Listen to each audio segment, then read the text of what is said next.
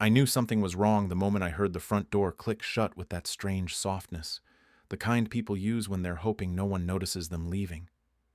At first, I thought she was just stepping out to take one of her evening walks, the ones she claimed helped her clear her head. But when I walked into the hallway and saw the half-open closet, the suitcase missing from the top shelf, and the empty spot where her favorite perfume usually sat, a cold pressure crawled up the back of my neck like a warning I wasn't ready to accept. I didn't want to believe it. Even after weeks of her silence, the sudden excuses, the way her phone stayed glued to her hand like a second skin, there was still some pathetic part of me insisting she wouldn't actually do it, that she wouldn't throw our marriage away like a piece of trash. But then I reached the window, and there she was. My wife, Sarah, dragging her suitcase across the yard, her shoulders hunched, her steps determined.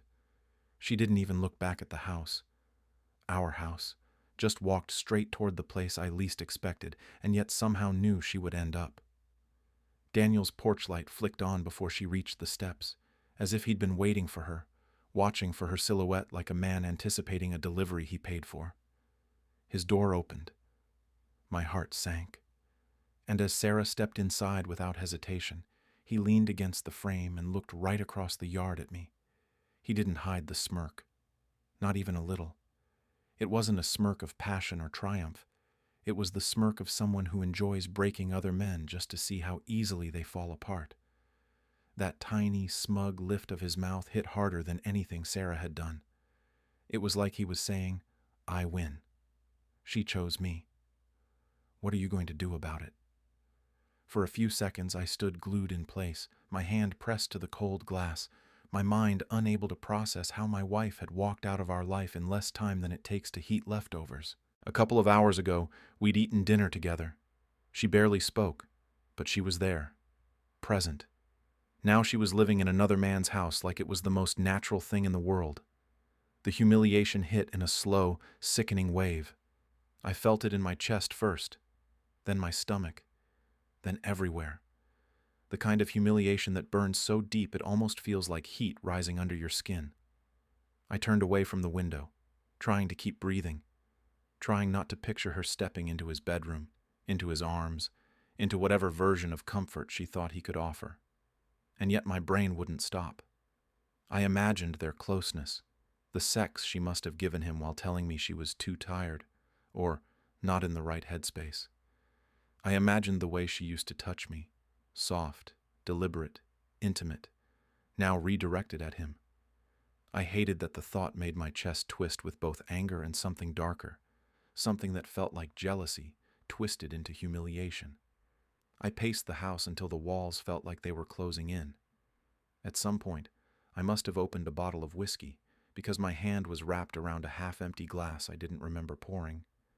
The night grew heavier, pulling at me, dragging me deeper into the realization that everything I thought my marriage was had just evaporated.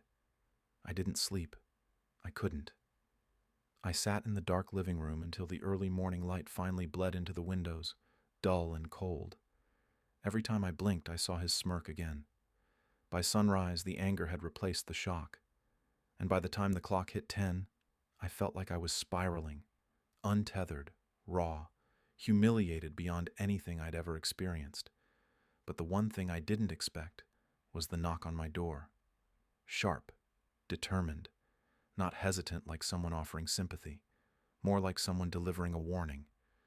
When I opened it, Daniel's daughter, Emma, stood there, eyes blazing, jaw tight, looking like someone who had run out of patience with the entire world. And before I could even say a word, she pushed past me into the house and said, "I'm not here for you. I'm here because he's done this before, and I'm not letting him get away with destroying another person." Her voice was low, shaking with anger, and something else I couldn't identify yet. It was the first moment, after the longest night of my life, that I felt the ground shift again. But this time, it wasn't because something was breaking. Something was beginning. Emma didn't wait for an invitation. She moved past me with the kind of energy that suggested she'd been holding something inside for far too long. Her boots struck the hardwood in sharp, stressed beats, and her breath came fast, like she'd been pacing outside, gathering the courage to walk in. I closed the door slowly, still catching up to the fact that Daniel's daughter was now in my living room at 8 in the morning, looking like she was about to set something on fire. She turned to face me, crossing her arms tightly over her chest. There was anger in her posture, but not the kind directed at me, more like someone furious at the entire world, and especially at one particular man who happened to live across the yard. "I'm sorry for just barging in," she said, though there was nothing apologetic in her tone. "But you need to hear this, and you need to hear it before he twists everything into something convenient for himself." I swallowed hard, the rawness from last night still clinging to me like a second skin. "Emma, why are you here? Did your father send you?" Her laugh was bitter, sharp. "My father hasn't sent me anywhere since I was 9, and if he knew I was here, he'd probably lose his mind." She started pacing, pushing a hand through her hair.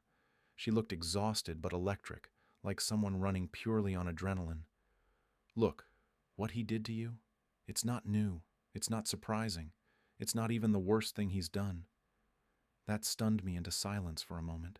She glanced toward the window, the same window where I'd watched my wife disappear into Daniel's house hours earlier, and her lips tightened. "He destroys everything he touches, every marriage he's been near, every woman he's tried to charm, and he always walks away like he's innocent, like it's just the natural order of things." Her voice cracked slightly. "He even did it to my mom." That made me blink. I didn't know much about Daniel's ex-wife.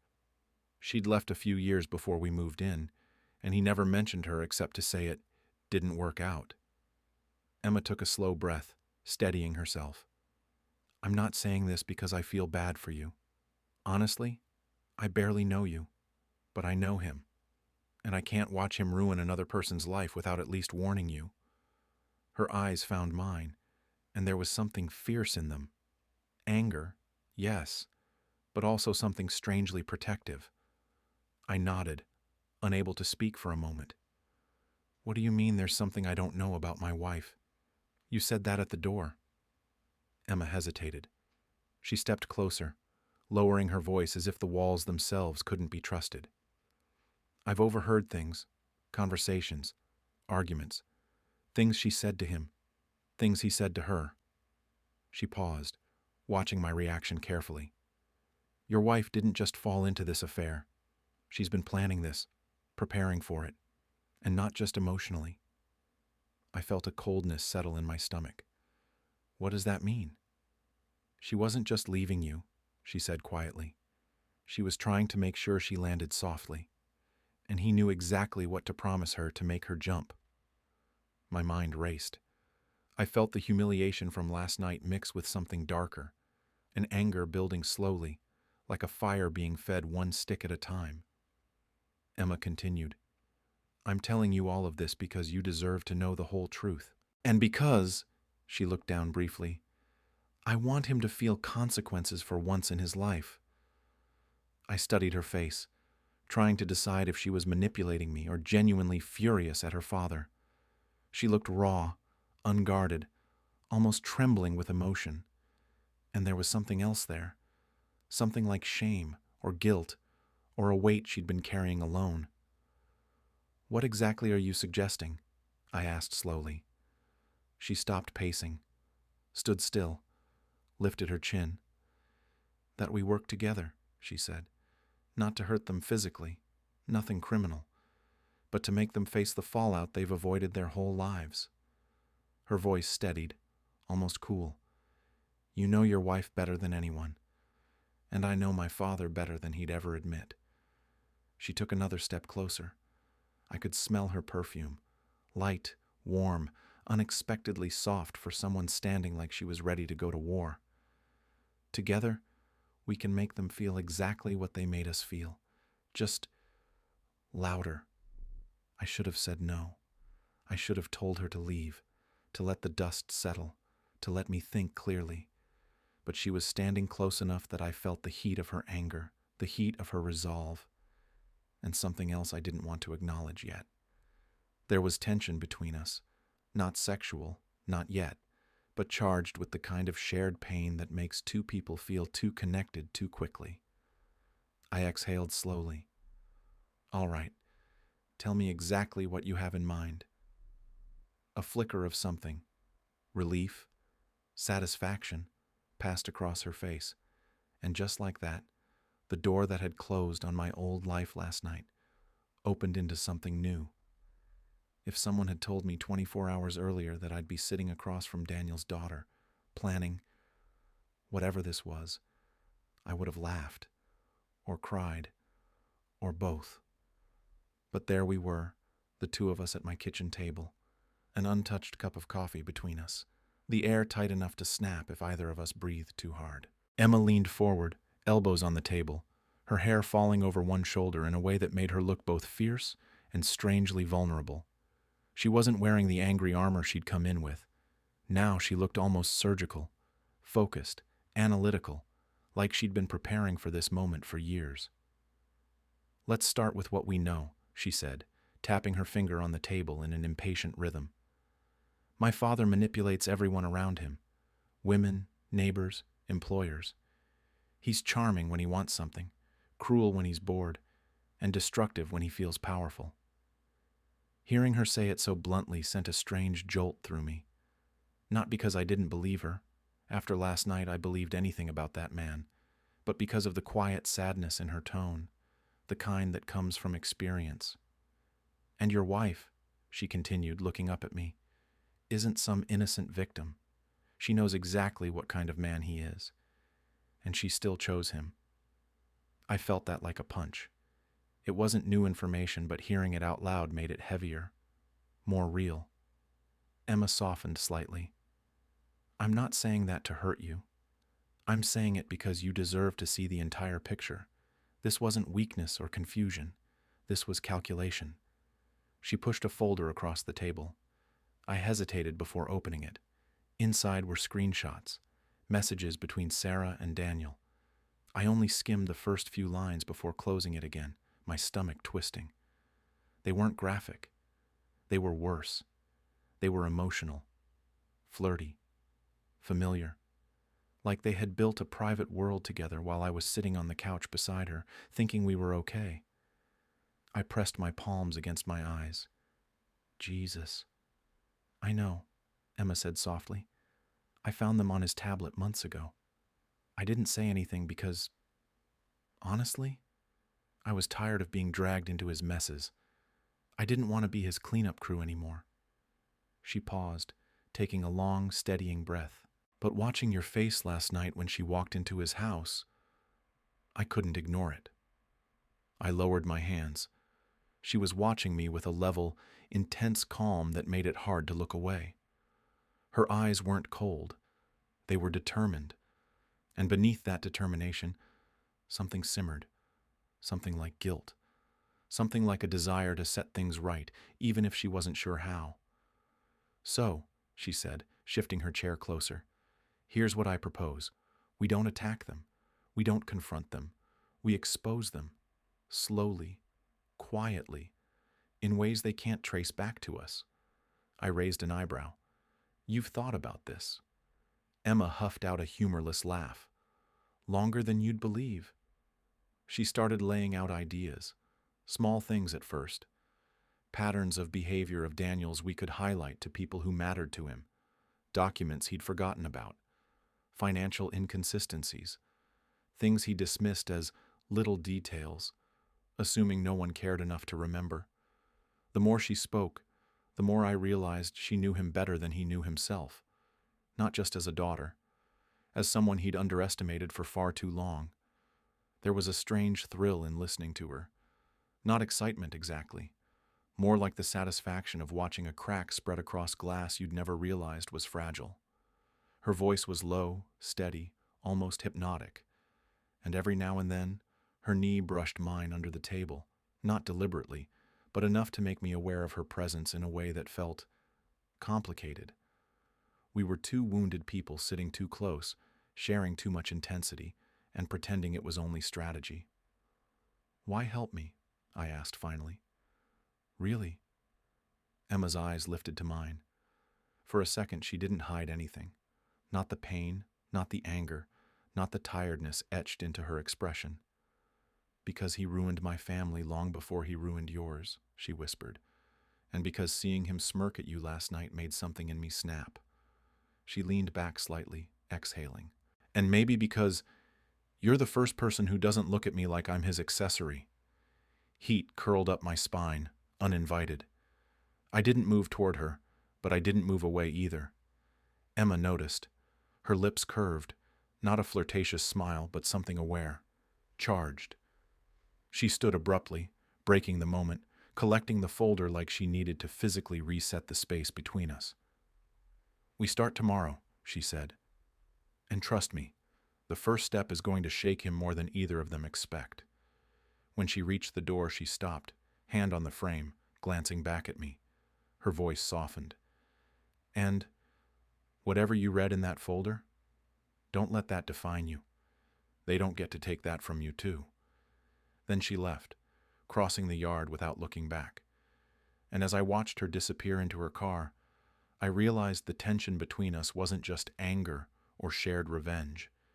It was something sharper, something dangerous, something inevitable. I didn't expect Emma to show up the next morning, but at exactly 9 sharp, there she was, standing on my porch with a laptop tucked under her arm and a look that told me she hadn't slept any more than I had. The sunlight hit her hair in a way that made it glow, but her expression was all business. Or at least that's what she tried to sell. There was still a quiet fire behind her eyes, the same fire I'd watched grow last night as she talked about bringing Daniel down piece by piece. She stepped inside without waiting for me to invite her. Again. "We're starting today," she said, brushing past me close enough that I felt a faint warmth radiate from her. "Before he realizes anyone is paying attention." Her determination was surprisingly attractive. Not in a vulnerable way, more in the sense that she carried herself like someone determined to rewrite her own story. Watching her drop her bag on my table and open her laptop with sharp, practiced movements made something tighten low in my chest. This wasn't some rebellious teenager seeking attention. This was a grown woman who had been calculating her father's weaknesses for years. She pulled up a folder of documents, old scans, screenshots, emails. "These are everything I've collected from the last few years," she said. "He's an idiot with technology. Leaves things open, forgets passwords, uses the same PIN for everything." She tapped her screen. "And this is our first strike." I leaned closer, and she angled the laptop toward me. Insurance files, photos of a damaged car, a timestamp from 3 days before the accident was supposedly reported, and Daniel's signature at the bottom of a claim he'd clearly forged. "This is enough to open an investigation?" I asked. "Enough to ruin his week," she said with a small, dangerous smile. "And the beauty is, we don't have to send anything directly. Anonymous upload, right into the agency's fraud portal." She clicked a button before I could respond, her finger hovering for a split second, almost as if she was savoring the act. Then, "Submit." For a moment, neither of us spoke. It felt strangely intimate, standing so close to her as she burned the first thread of Daniel's perfect image. Her breath was steady, controlled, but I felt a flicker of adrenaline pass between us, like we had crossed a line together, one we couldn't step back over. Emma closed the laptop slowly. "That's the first," she said. "Tomorrow or the next day he'll get a call, and he'll panic. He always panics when money's involved. That's when the cracks start." There was a thrill in her voice, but not cruelty. More like liberation. I watched her move around my kitchen, grounding herself, steadying her breathing. She pushed her hair back from her face, revealing the tired circles under her eyes. Without the anger she'd walked in with yesterday, she looked human, more fragile than she wanted to appear. "You okay?" I asked. She froze, caught off guard. "Yeah, just adrenaline."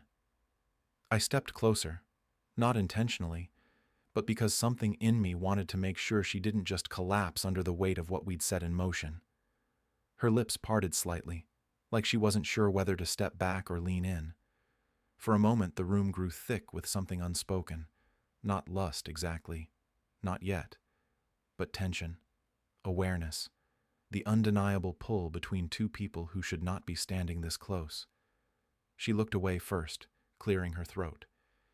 Anyway, the next step is to let them unravel. They'll start fighting, and when they do, they'll stop paying attention to the details. That's when we make the second move. I nodded slowly. You've thought this through. Her gaze flicked back to mine. He taught me how to think like this, she said quietly. He just never expected I'd use it on him. Before I could respond, her phone buzzed. She glanced at the screen, and a strained laugh escaped her. Look at that. They're already arguing. She's texting him paragraphs. I didn't want to see them, but the quick flash of the screen showed Sarah's messages. Long, frantic, emotional. Exactly the way she used to text me when she wanted attention. Emma set the phone face down, her jaw tightening. You know what his biggest weakness is? She asked. He can't handle pressure, especially not from the women he thinks he owns. I exhaled slowly. And you think they'll fall apart over this? She stepped closer, her expression softening just enough for something to slip through. I think they'll fall apart because neither of them knows how to deal with consequences. But we do.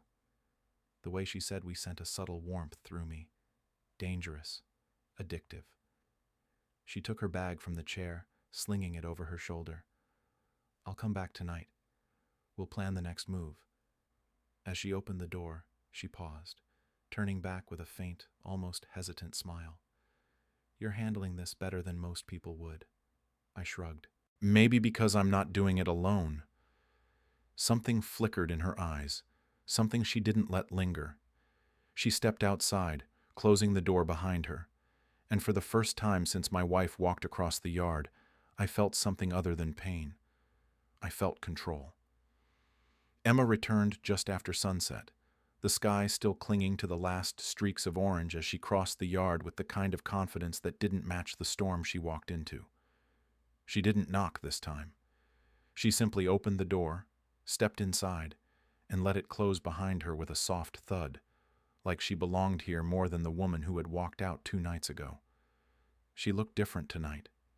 Not dressed up, not trying to be anything she wasn't, but somehow sharper, more focused.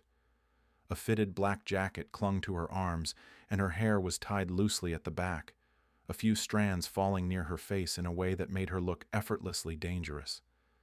When she shrugged the jacket off, I tried not to stare at the curve of her shoulder, or how the tension in her posture eased as she stepped into the familiar warmth of my kitchen. Everything's blowing up over there, she said, dropping her bag on the table. Your wife and my father have been screaming at each other for the last hour. She kept storming out onto the porch like she wanted to come back here, but he drags her inside every time. I couldn't stop the bitter laugh that escaped me. Sounds like they deserve each other. Emma's lips twitched. Not amusement exactly, but a quiet acknowledgement of how twisted the situation already was. They do, she said softly. They really do. She opened her laptop again, but her movements were slower tonight, less sharp, more thoughtful. We reviewed the fallout from the insurance submission, watched the alerts hit his emails, saw the unread notifications pile up. Emma traced her finger along the screen as she explained the next steps, the way someone might trace the shape of a map they knew by heart. But there was something else happening too, something quieter. Every time she leaned over my shoulder, her breath brushed my skin, light, warm, sending a subtle shiver through me. Every time her hand slid across the table to point at something, her fingers came just close enough to graze mine. Not intentional, but not entirely accidental either.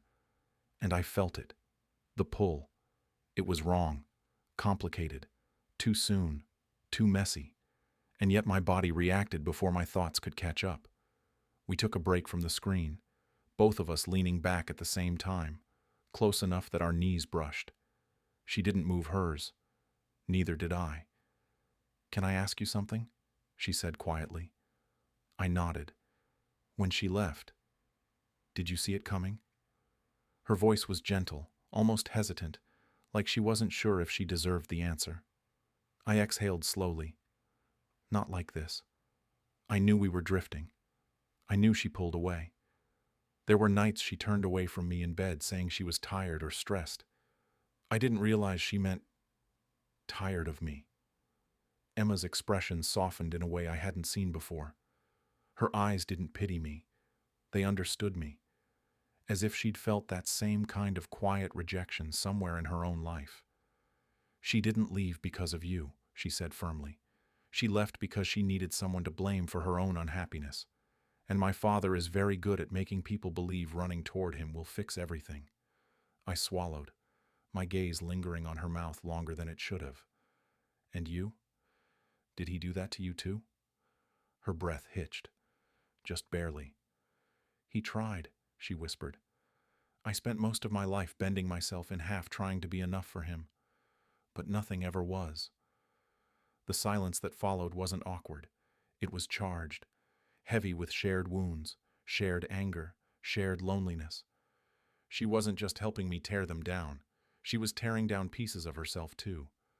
Before I could stop myself, I reached out and touched her hand, just lightly. Just enough to let her know I saw her, not as a tool for revenge, not as a bitter daughter, but as a person standing in front of me, bruised in ways she refused to show.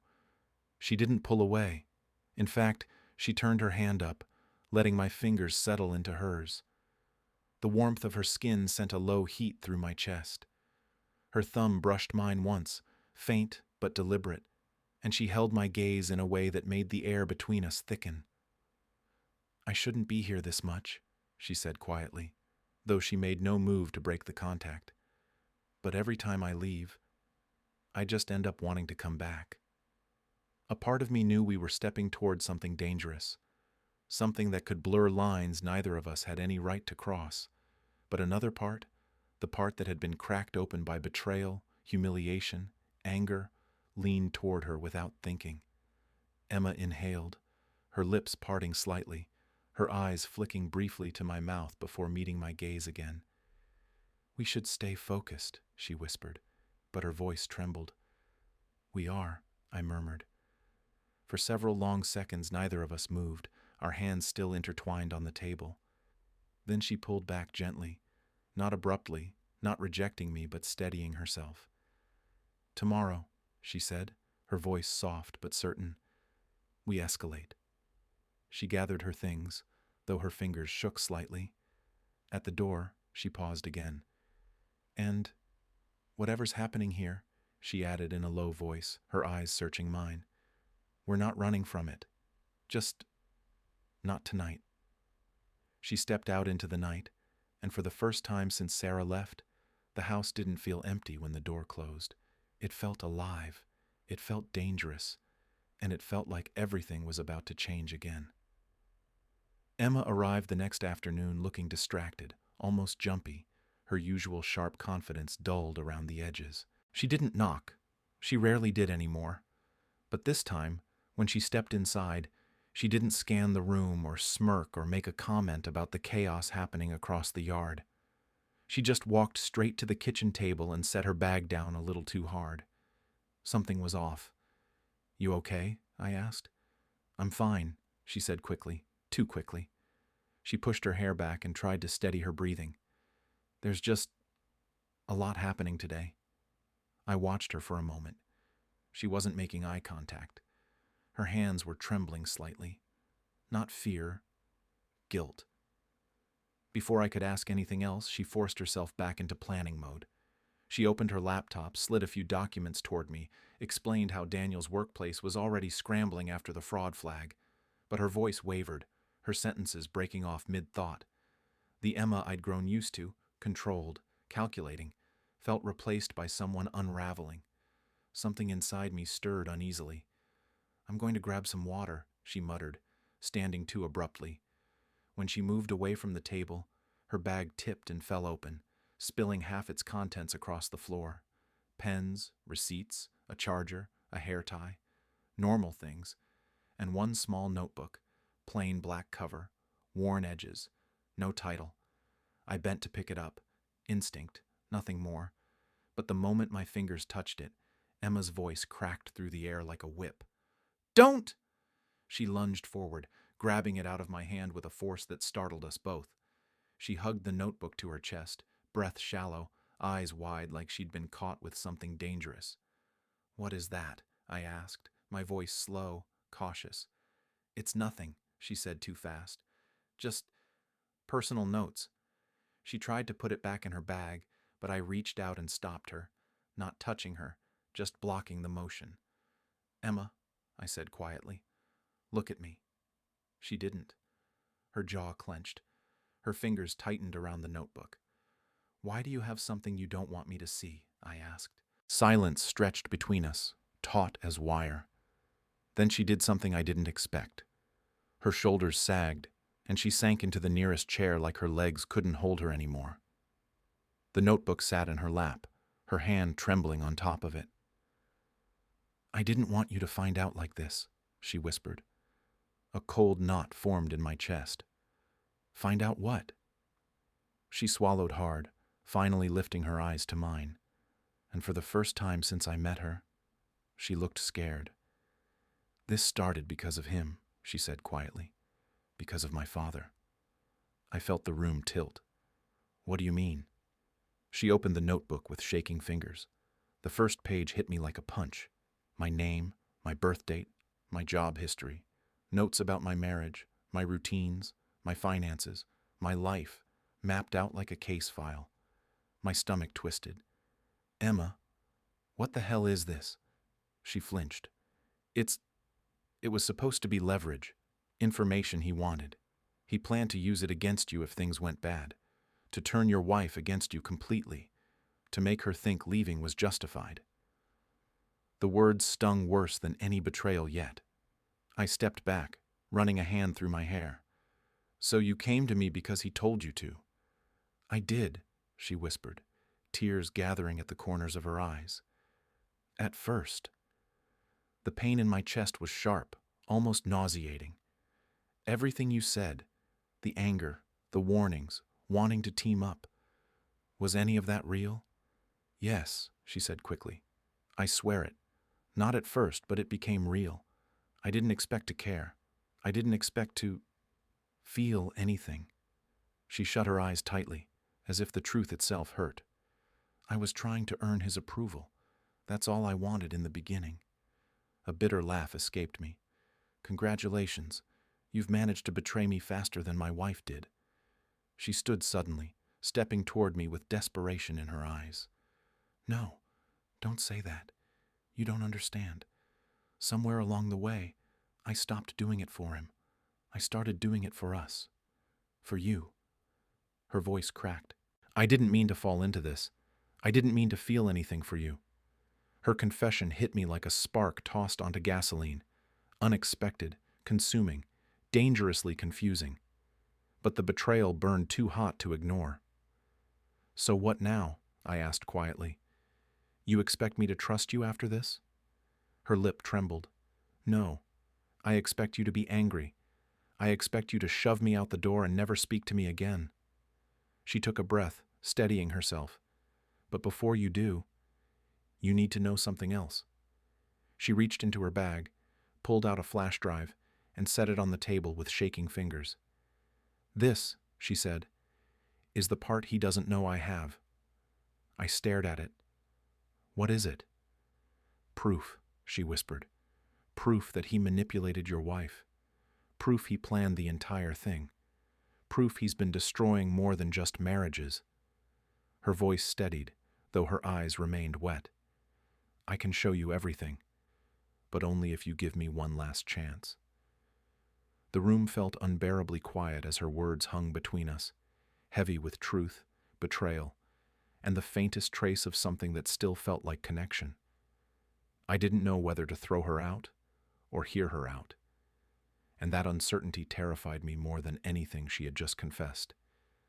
I didn't throw Emma out right away. I should have. Every rational bone in my body screamed at me to get her out of my house, lock the door, and never let her, or anyone connected to Daniel, back inside. But I stood there staring at the flash drive on the table, feeling anger twist with something far more complicated. I picked it up, turning it over between my fingers. You expect me to plug this in and just trust you again? Emma wiped at her cheek, but she didn't break. No. I expect you to check it on a computer you don't use for anything personal. I expect you to scan it for viruses. I expect you to assume the worst. She took a shaky breath. But I also expect you to hear the truth, because you deserve at least that much. Her voice wasn't manipulative this time. No seduction, no calculated softness, just exhaustion and fear. The kind you see in someone who knows they pushed things too far but still hopes something can be salvaged. I need time, I said. Her shoulders fell, but she nodded. She gathered her bag without another word. For the first time since I met her, she looked small, like a woman who had run out of strength. When she reached the door, she paused. I never wanted to hurt you, she said quietly. But I did. I know that. And if you never want to see me again, I won't show up on your porch. I won't call. I won't text. Her fingers trembled on the doorknob. Just watch the file, then decide. She left without looking back. The silence that followed felt suffocating. I went to the bedroom, grabbed an old laptop I hadn't used in 2 years, and plugged in the flash drive. My heart thudded as the folder opened. Recordings, screenshots, audio files, notes. Emma had been gathering this for months, long before she ever knocked on my door. I played the first recording. It was Daniel's voice, unmistakably smug as he talked to someone, maybe a coworker or friend, with the casual confidence of a man who believed no one would ever hold him accountable. She's already halfway out of her marriage. All I have to do is make her feel seen. People like her crumble if you just pretend to listen. My stomach clenched. She keeps asking if she should leave him. I told her she deserves better, that he doesn't appreciate her. She ate it up. They always do. Then laughter. Ugly. Cruel. I shut the laptop, bile rising in my throat. I wanted to punch a hole through the wall. Instead, I paced the room, gripping the edge of the desk so hard my knuckles turned white. My wife had fallen for him because he knew exactly where she was weak, and he exploited it like it was a game. But that didn't erase Emma's betrayal. I replayed her confession in my head, over and over. The notebook, the notes, the admission. She had been following his orders at first. She had walked into my house as a weapon. But she wasn't acting anymore. That much had been obvious in her eyes when she realized I'd found the notebook. Still, the damage was done. Hours passed. I didn't eat. I didn't sleep. I just sat in the living room with the flash drive next to me, staring at the wall until the light outside changed from afternoon to evening. A knock came at the door as the sky began to darken. Not sharp like before. Soft. Hesitant. My heart climbed into my throat. Please, Emma's voice whispered through the wood. Just give me 5 minutes. I didn't move. Not to explain, she said. Not to defend myself. Just to tell you something you need to hear. Against my better judgment, against every instinct screaming at me, I opened the door. Emma stood there, eyes swollen, face pale, hands clenched at her sides. She looked nothing like the composed, sharp woman who had orchestrated our first strike. She looked undone. I'm not asking for forgiveness, she began. I know I don't deserve it. But you need to understand the part I didn't tell you. I folded my arms. I'm listening. She took a shaky breath. He never sent me to seduce you or trick you. That was my idea. I felt the floor tilt. You what? I knew how he operated. I knew he'd go after someone like your wife. And I was angry. Angry at him. Angry at her. Angry at myself. She swallowed hard. So when I found the messages, when I realized he was trying to break you the way he's broken everyone else, I wanted him to pay. Her voice cracked. I knew the best way to hurt him was to get close to you, because he hates losing control, and losing control of me drives him insane.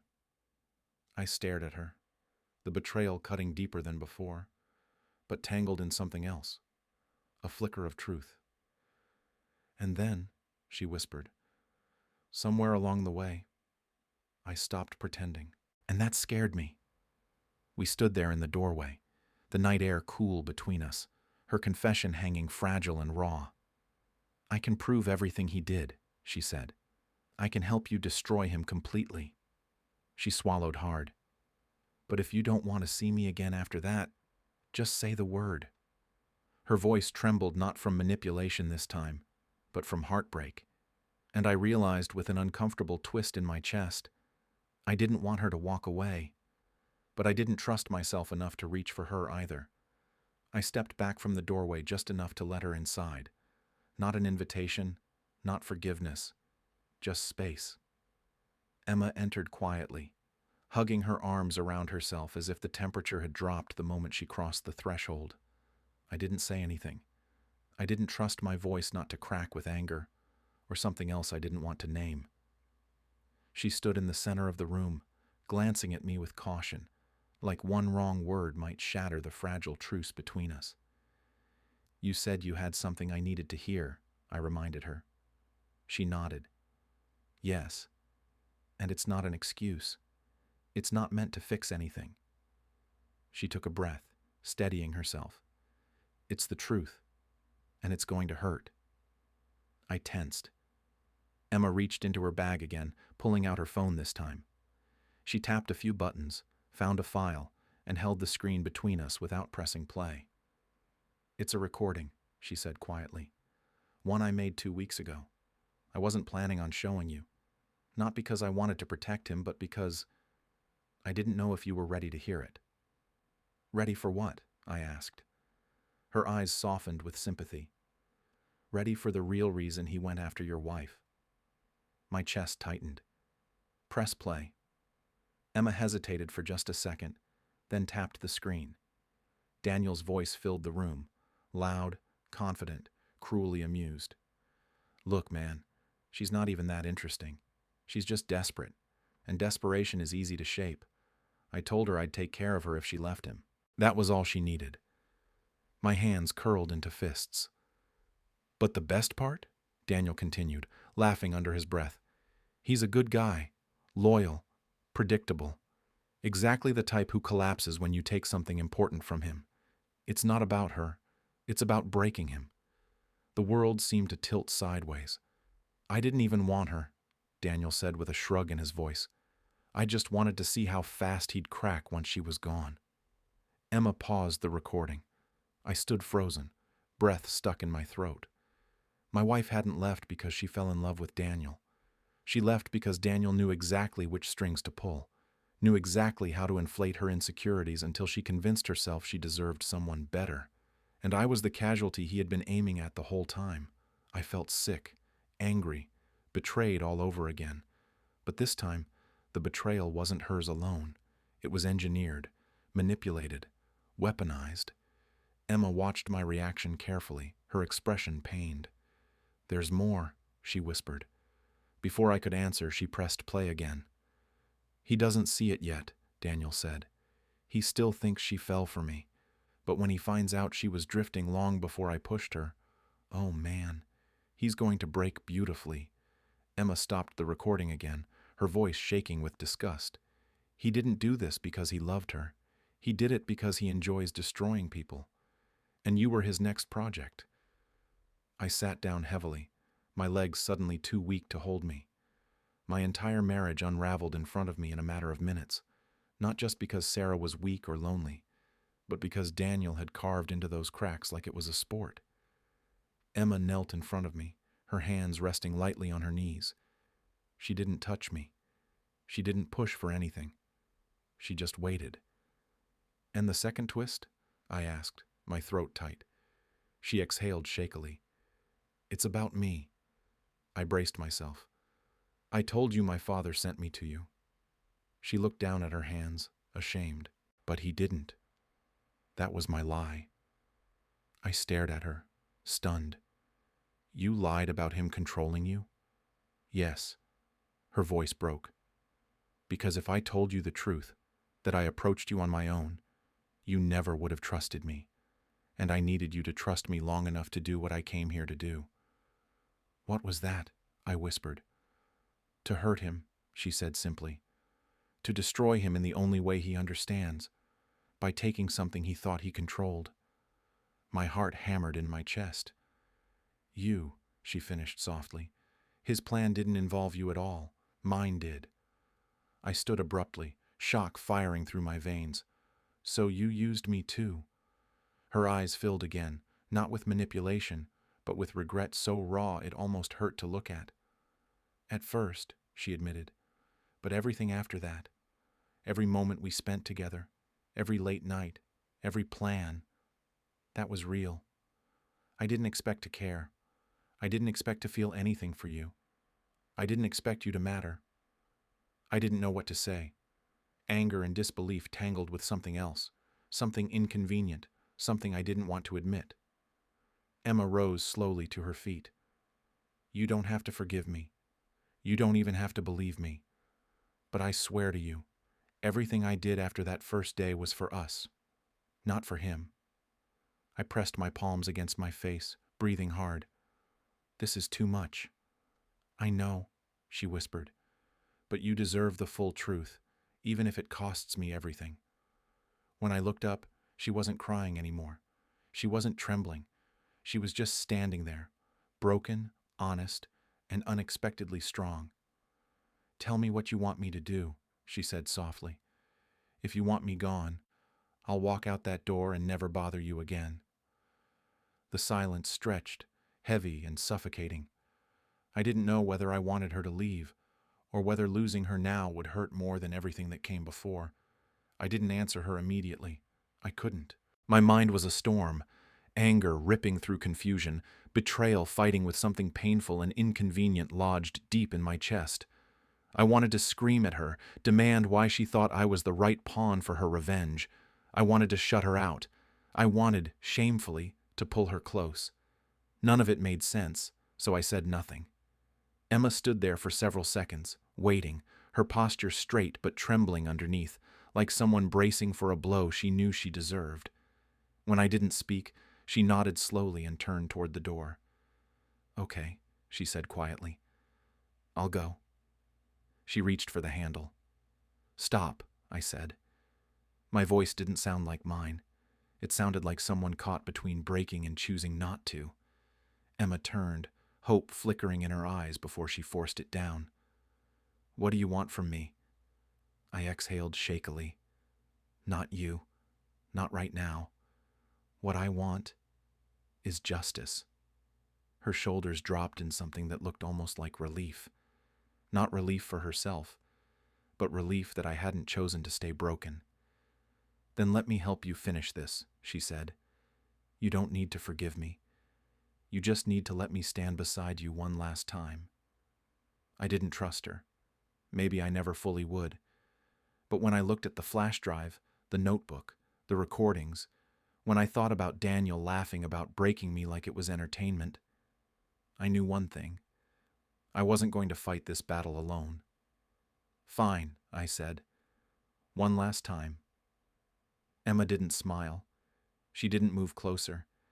She just nodded with a steady, determined calm that reminded me of the woman who first stepped into my house, ready to burn her father's world down.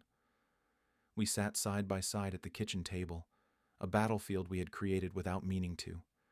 She spread out files, notes, recordings, emails, everything she'd gathered about Daniel's schemes, his affairs, his manipulations, his fraud, his cruelty.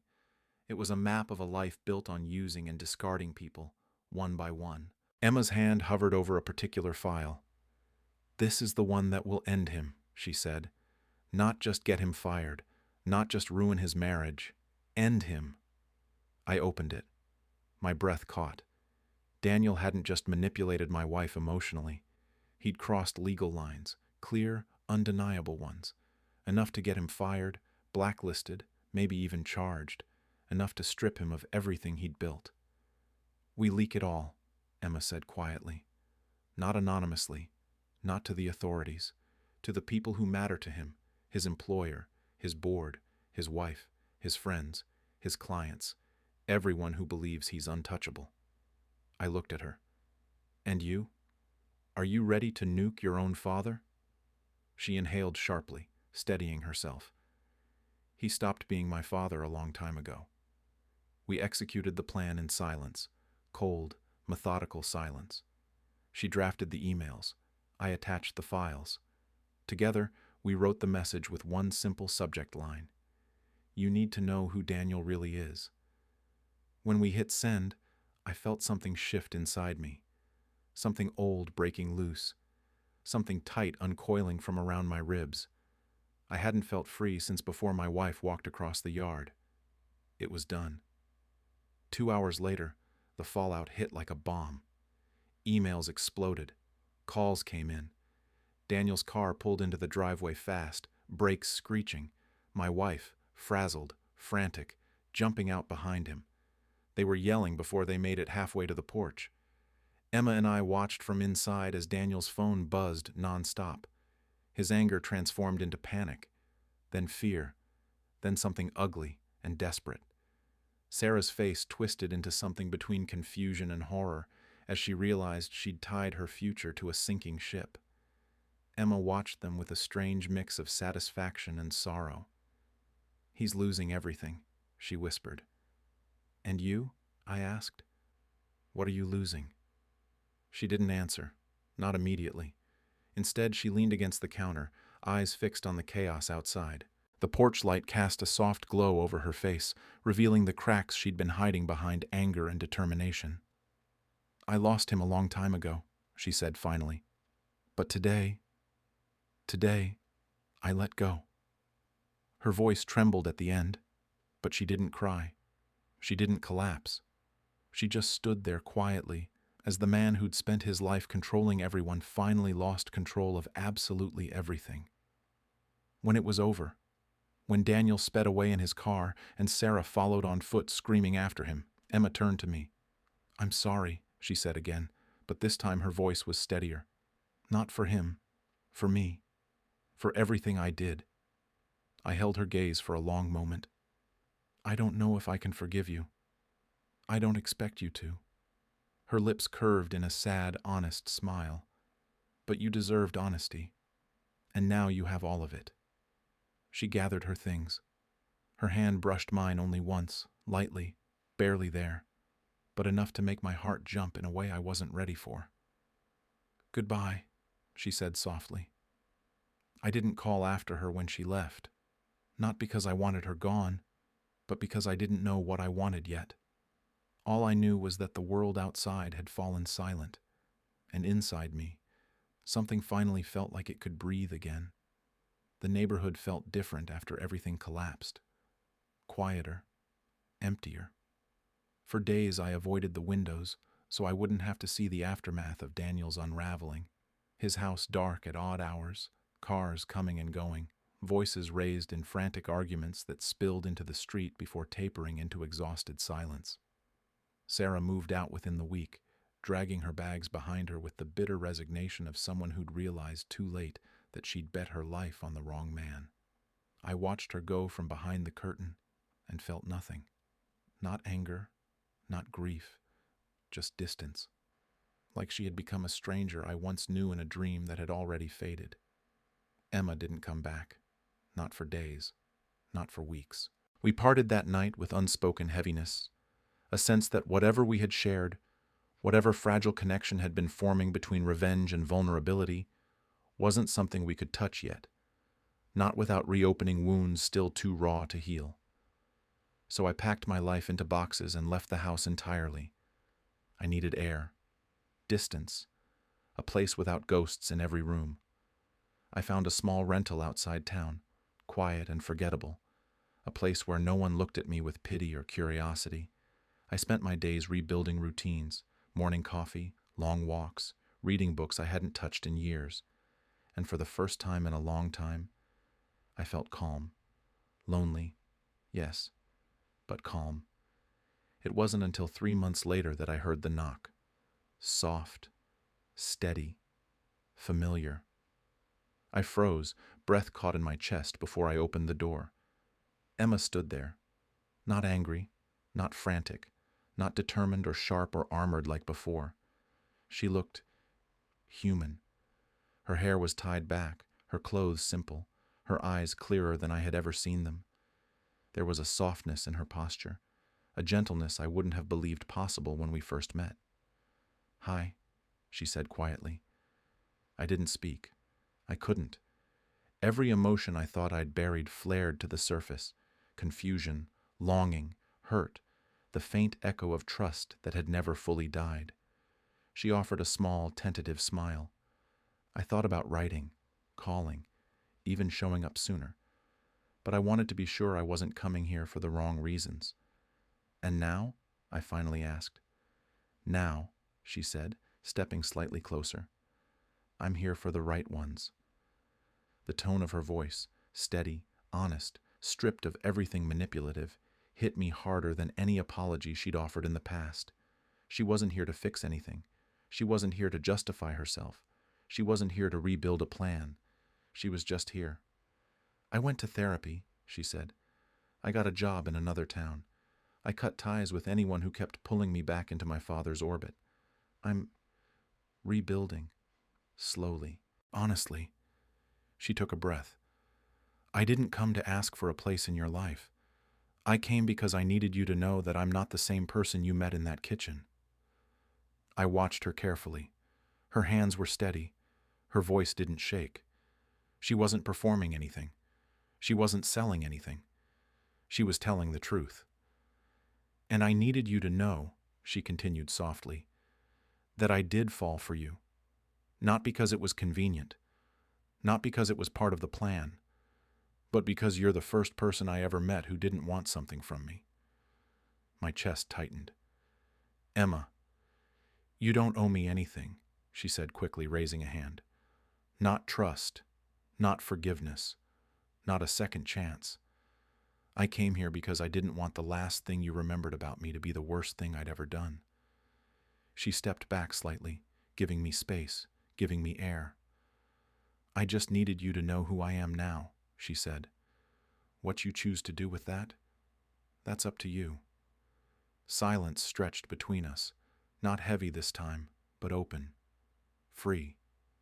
I looked at her, the woman who had torn open my life, yes, but also the woman who had helped me reclaim it. The woman who had walked through fire beside me in ways no one else ever had. The woman who had fallen apart in front of me and rebuilt herself piece by piece without asking me to carry any of the weight. And I realized something quietly, almost reluctantly. She wasn't the villain in my story. She wasn't the hero either. She was the only one who had ever been honest enough to show me exactly who she was, even when it cost her everything. I stepped forward, just enough to meet her eyes on level ground. "I don't know what comes next," I said honestly. She nodded. "Neither do I. But," I added softly, "I'm willing to find out. Slowly." Something fragile and hopeful flickered in her expression. She didn't reach for me. I didn't reach for her. Instead, we stood in the doorway, two people with scars, with a twisted history, with 1,000 reasons to walk away, and one quiet reason to stay. Not forgiveness, not certainty, just possibility. And for the first time since everything imploded, that was enough.